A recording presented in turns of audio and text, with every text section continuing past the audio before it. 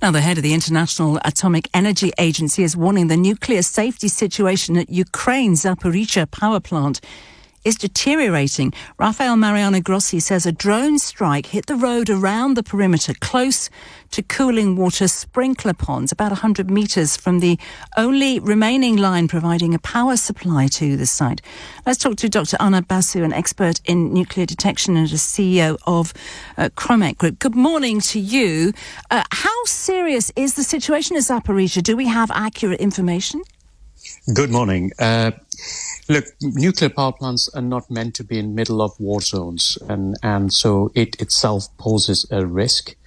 One of the good things is that the nuclear power plant is not active, so the reactor cores are not active, but it still needs a degree of maintenance and sustenance, and any loss of power, any loss of cooling water can result in a meltdown, and that could result in a widespread contamination in the surrounding area, but it could be much, much bigger in terms of Eastern Ukraine and Central Europe as well, what we have seen previously in Chernobyl or more recently in Fukushima. So it is a concerning situation, and I think all parties need to show restraint in not to use the nuclear power plant as a weapon in any shape or form, because that has a much wider consequence than just the incident itself.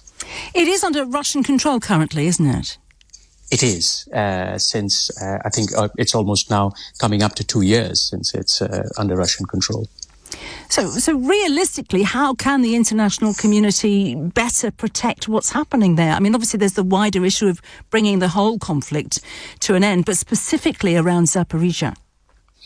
Look, every power plant has got a code of conduct, a safety procedure, and an international standard that it has to adhere to. IAEA is really setting those standards, and it is absolutely important that whether it's an active power plant or it's as Zaporizhzhia currently is, which is not operating, not contributing to the national grid, it still has to adhere to the safety sort of standards.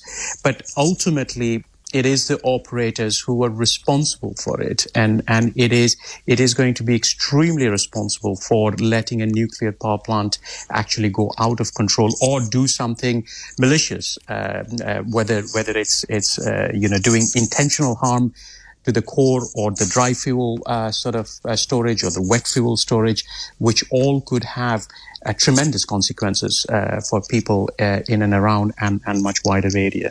I mean, I know some have called for independent bodies to be brought in to look after the site there, but presumably if we're talking about the threat to the perimeter area, power supplies and water, that isn't necessarily going to solve the problem. No, look, I mean, power is an essential part of having the operation safely managed.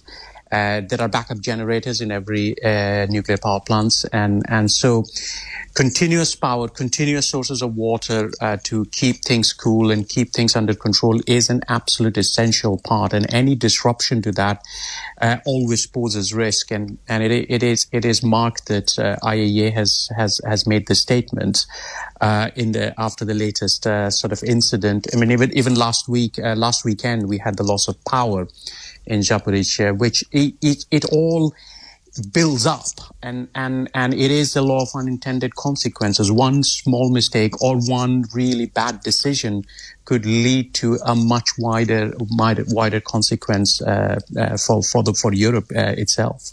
Concerning situation. Thank you for sharing your expertise with us this morning, Dr. Arnab Basu, an expert in nuclear detection and CEO of Kromek Group.